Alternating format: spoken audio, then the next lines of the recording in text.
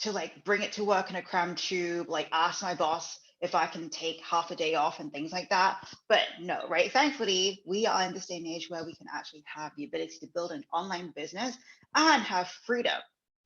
And so, talking about today, what we are going to do, right, is to talk about breaking through this plateau here. Because on the topic of freedom, what a lot of coaches end up falling into the trap of is, okay, they they make this smart decision to invest with a coach, and they make money and they make enough to quit their full-time business, not their full-time business, their full-time job, which is amazing.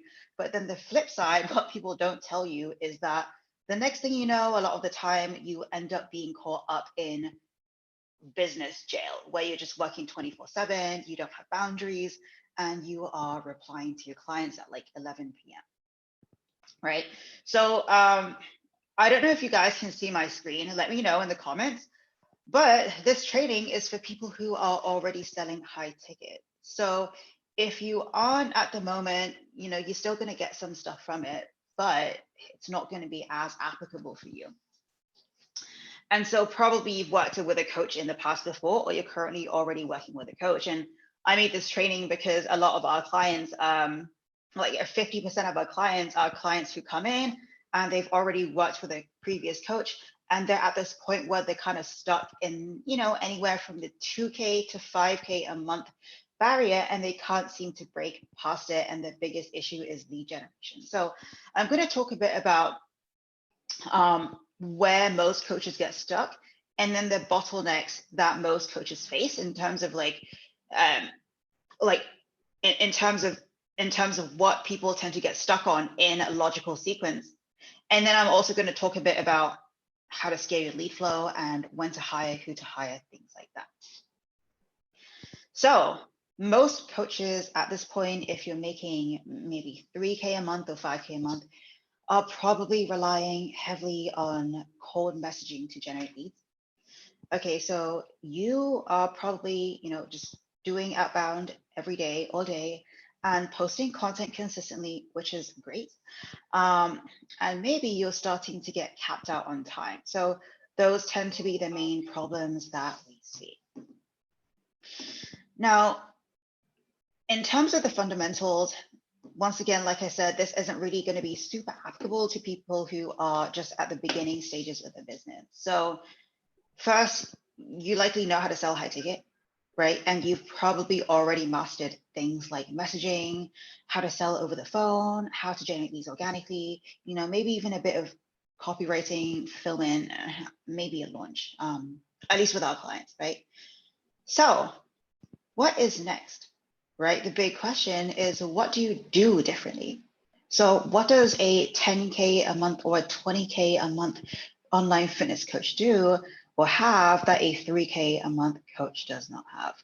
And the main elements here to do with scaling are going to be automations. So first of all, anything that can be automated in your business should be, because then it saves a lot of manual labor and time. The three bottlenecks that people tend to run into is the first, increasing lead flow, because ultimately there is only so many, cold messages that you can send in a day. And it's almost like trading time for money back in the PT world, right? So if you are currently using this model and you are making 5K a month and you're already spending, say 40 hours a week on your business, then if you want to get to 10K a month, then off that linear model, you're going to be spending like 80 hours a week on your business, which isn't really possible unless you don't have a life. So the three bottlenecks and the three things that you're going to have to actually start doing very differently is first, increasing your lead flow. And I'm going to talk about how in a second. The second is starting to actually build a team around you so that you start to focus on working on the business as opposed to in the business, doing all the different parts. And then the third element here is systemizing your fulfillment, which means how can you continue to take on more clients without sacrificing the quality of client experience. And, there are other things too that I can talk about, like backend infrastructure, systems, things like that, more back-end office stuff, and just like leadership and things like that. But I'm not going to go into that today. Okay, so let's talk about the first thing, which is scaling lead flow. So typically there are two ways in which you can scale lead flow. The first is organic, which I have my own thoughts on this. And the second is with paid ads. And here's what we do with most of our clients that immediately gets them results. Most people on most programs will teach organic as, okay, you are just posting value maybe once or once a day, every day, and you're also just doing a lot of outbound.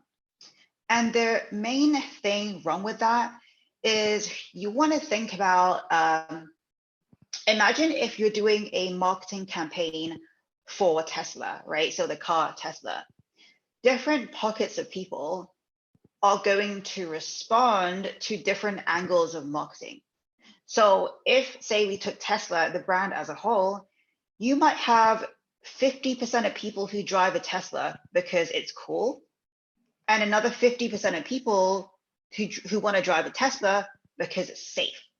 So then what happens if, as Tesla, your only marketing message is drive me because I'm cool, buy Tesla because I'm cool, is you're going to miss out on the other 50% of the market that don't resonate with the cool angle, but they resonate with the safe angle.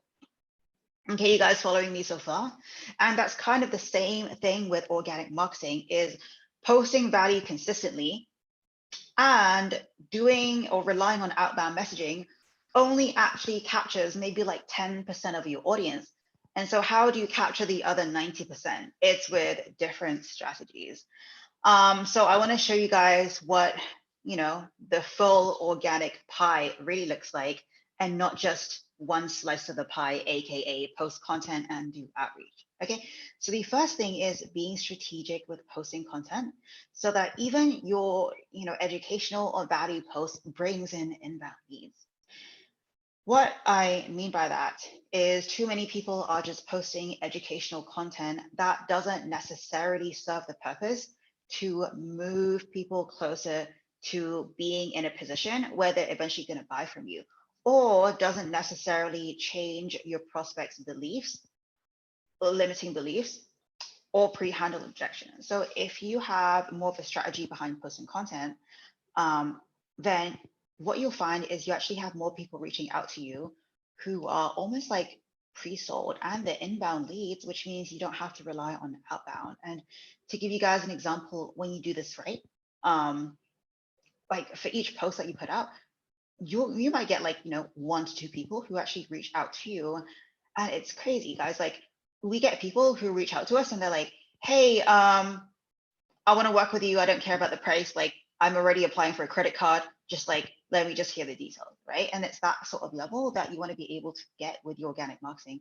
And it's not just me. Like, if you know the concepts, like our clients get this too. And a big thing that they notice is that when they have more of a system behind posting content, they actually get way more people actually reaching out, asking for help.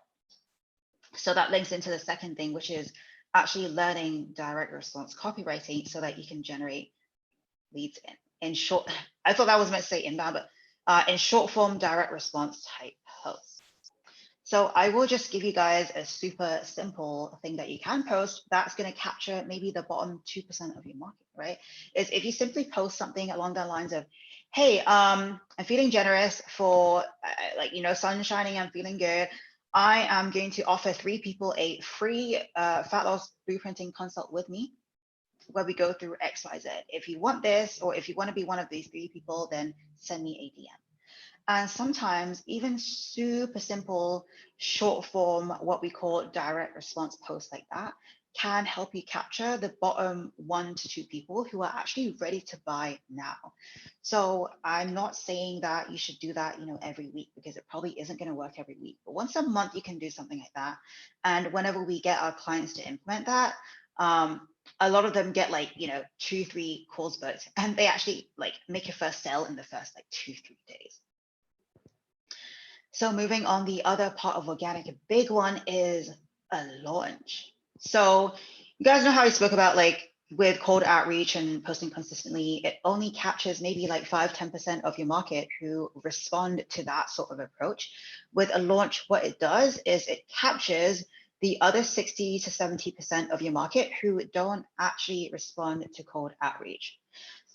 And the best way to think about it is, you know how in training and exercise, if you do like anyone who's an athlete, or you guys know a bit about sports science, you will have what we call periodization. And it's almost like you've got your mesocycles, your microcycles, and your macrocycles in training, right? Or you've got like periodization amongst your training because you're thinking long term. And so what we do is we actually layer a launch on top of the things that you do daily and weekly, so that you have different entry points of people to come in. And the amazing thing about a launch is that if you can write a series of, like, I'll tell you guys how my clients do it. All right. So what we do is we write a series of Facebook or Instagram posts in a specific order. And then what happens is it's designed to pre-sell people, pre-handle objections, and get them indoctrinated with thinking that your way or your mechanism is the only and the best way to reach their goals. So with a launch, that's kind of like a big one. The drawback is it's time consuming and you know, it's draining, right? Which is why you only want to do that maybe like once every other month or once every quarter. But that goes back into the idea that you have obviously like microcycles and macrocycles. Yeah.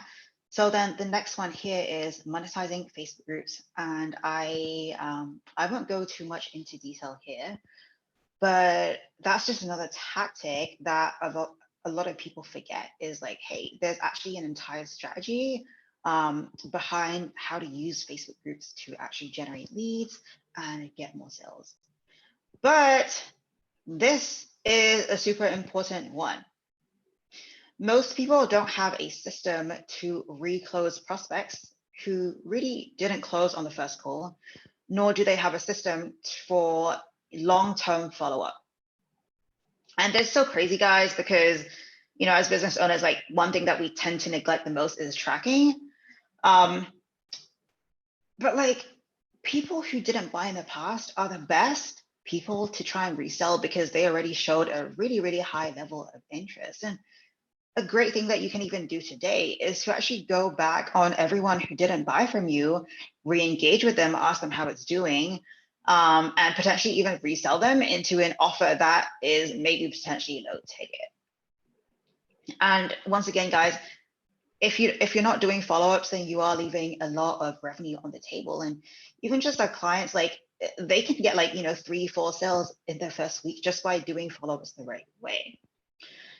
So the other thing here is generating leads off Instagram stories and email marketing, which I'm not going to get into because we still have a bunch of stuff.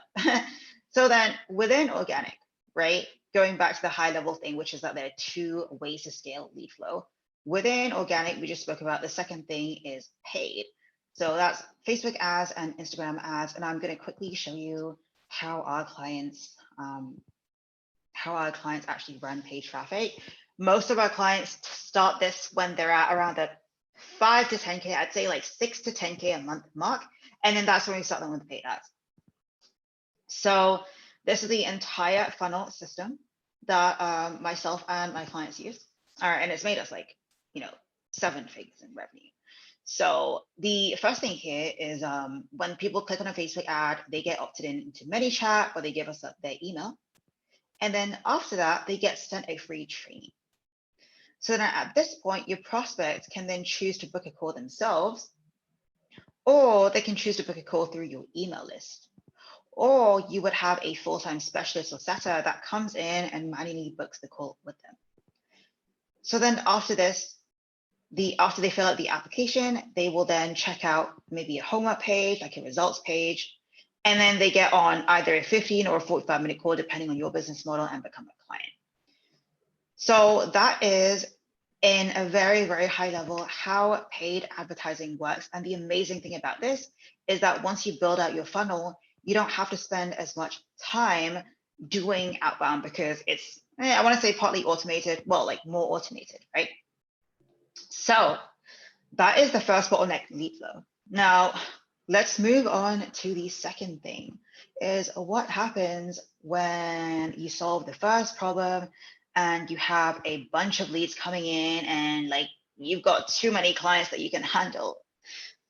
And the next thing here is fulfillment. So the goal whenever you are scaling is always going to be, how can I take on more clients without sacrificing the quality of results? And I know I've experienced this myself where, I pay like $10,000 and go into debt to join a program.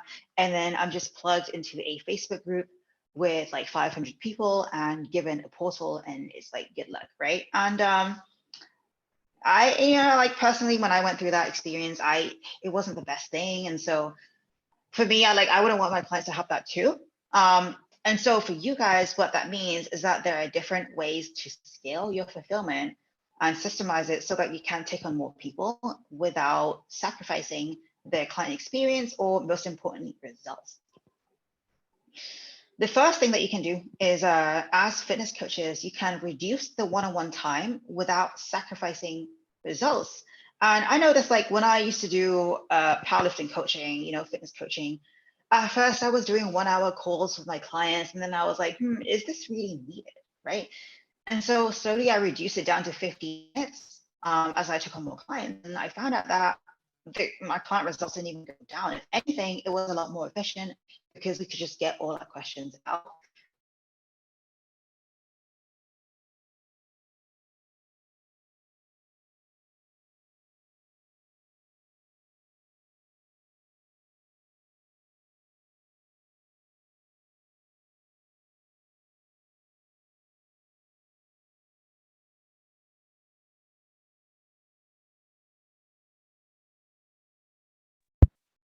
Okay, I don't know what happened, but I just got disconnected.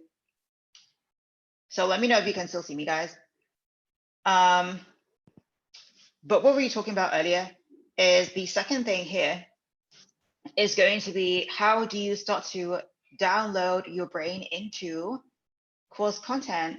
So one thing that you can quickly do on this call is write down all the common questions that you get from your clients, and then start to turn it into a curriculum, right? And this isn't you taking away one-on-one time or taking away from your clients. It's more so having a library of assets that your clients can visit whenever they have frequently asked questions.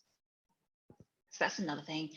The following thing is starting to hire people to actually do the fulfillment for you, which is more so to do with hiring, team leadership, and things like that. But the best way that you can simply get more time back is to hire the right person to deliver for you and make sure that they are trained up on the process and can deliver results as good as you. So this one is pretty self-explanatory, so I am going to skip that. But a big thing that a lot of coaches don't have is coaches don't have a back-end offer. Like, it's crazy. So many people are focused on just getting in more front-end sales, but what about the back end? Because current clients are the best to sell, especially in fitness. And they already know you, they already like you, they already trust you, and they've already gotten results with you. And they are free. You don't have to pay for them, right? Because they're already a client, especially if you're running Facebook ads. So let me break down for you the economics of a back-end offer. So say you have a 6-month program, right? And it's $3,000.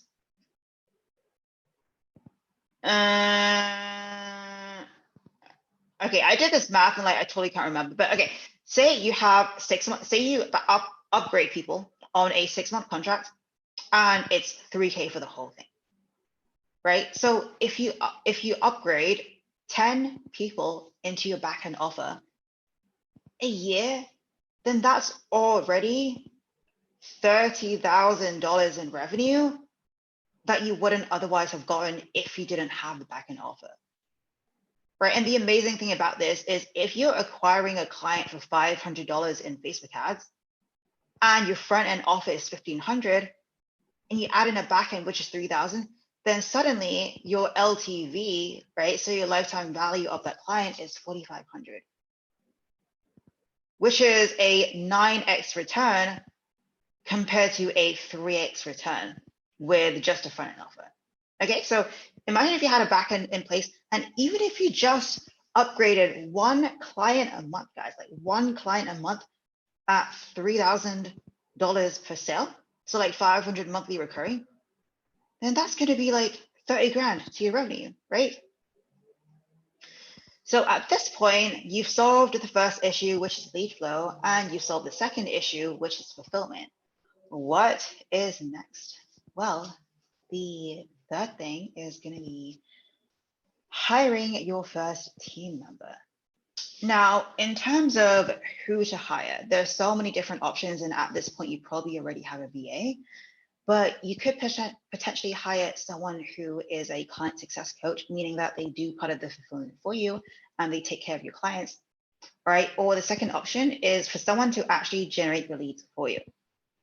So this is going to be someone who's a full-time appointment setter, and their job is to sit in ManyChat and leverage your Facebook and Instagram organic and actually set appointments for you or the salesperson. And the third person here that you could potentially bring on is a salesperson. And salespeople are the most difficult hires that you're probably going to make in business, and the ones that you have to be the most careful with. The reason being that if you're running paid ads, then you're actually going to be paying for your applications, right? So if you're paying $100 per person who, actually talks to you on a strategy session, then last thing you want is to hire the wrong person. And it's like, if they don't close 10 people that could have were closable, then you've almost not wasted, but like, you didn't make an ROI and you would have made a loss of $1,000, right? So at this point, typically, once you fix bottleneck 1, lead flow, and bottleneck 2, fulfillment, the next bottleneck is going to be sales. And so what you want is to basically back yourself out from the business, so you're not necessarily becoming the glorified salesperson for your own business. And while we're here, I just want to share with you guys the big mistakes that people make in the hiring process.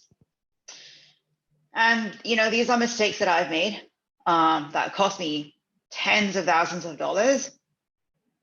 These are mistakes that our clients make too. So I'm going to share that with you guys. But the first is not having infrastructure or SOPs on how you actually onboard people. So you guys watching this in the high ticket space, you have a system to acquire clients, right? Like organic outreach, application, calendar booking, they get on a call, text reminders, they check out training before they get on the call with you, things like that. You need the same level of thought out process when it comes to hiring, right? In terms of screening the right person for the experience and for the cultural fit. Perhaps the biggest mistake here is thinking that the thing you're outsourcing for is kind of done and dusted once it's hired out. And I see this a lot. It's like, people are so excited to hire a VA to do that outbound messaging for them, that they just give a VA who's got no experience and no context on business a script, and then basically just say, hey, good luck, like go and find me a bunch of calls. And then when the VA doesn't get results, or if they're botching a bunch of conversations, we get mad at them and be like, why are you saying this is done? And the thing is, like, it's not their fault, right? It's really on us, because you need a solid process to actually train that person and to review their work. So at least in the short term, when you first hire someone, it's not just something that you can let go fully and think, oh, like it's off my plate, it's done. You actually have to invest the time to review their work, right? So instead of doing the work, you're checking the work. Kind of like when you first hire a salesperson, before, the most profitable thing that you can do for your business is to do sales calls. Whereas when you hire a rep, the most profitable thing that you actually can do is to listen to their sales calls and train them. So at a high level overview, let's quickly recap on how the tasks and responsibilities and like what you do actually evolves as you scale. So at the beginning of your business, you're going to be mainly focusing on being in the weeds, right? So that's posting organic. It's doing a lot of outbound to generate leads and doing a lot of sales calls and doing all the fulfillment. And slowly over time, as you scale, what you'll find is that you're going to, at least in the short term, spend less time doing or cold outbound messaging and more time on paid ads. So that's the copy for your ads, and that's the funnels. And the second thing, okay, my battery's low, so if I die, it's because my Mac's messing up. But second thing here is as you scale, you're going to slowly transition from doing all the coaching yourself to actually leading a fulfillment team or a client success coach or an assistant coach to do part of the fulfillment with you and make sure that your clients are still getting a really good experience. And then slowly your time shifts to spend more time on hiring, building out systems, structures, looking at the business just more so from a bird's eye view, right? As well as you're going to end up spending more time training staff on how to do certain things and making sure that the team's actually working together and that communication is all good between marketing, sales, fulfillment, operations, and all of that stuff. And ultimately, the goal is for you to go from just a freelancer or, a solopreneur, baby business owner to an actual leader and getting your time back. So, quick recap. As you scale, these are the main things that you're going to focus on to increase your lead flow until you have too many clients that you can handle or your fulfillment starts to break, in which you would start to back out of fulfillment. And then finally, when you are just doing sales calls and almost being the glorified sales rep for your own business, that's when you're going to hire your first person, which at that point might be a salesperson, right? In which you'd be making strategic hires, either within sales or in marketing or in fulfillment. So that is the 30-minute training for you guys on how to break past the 3 to 5K a month barrier. So for the 6 people watching this right now, let me know what questions do you have?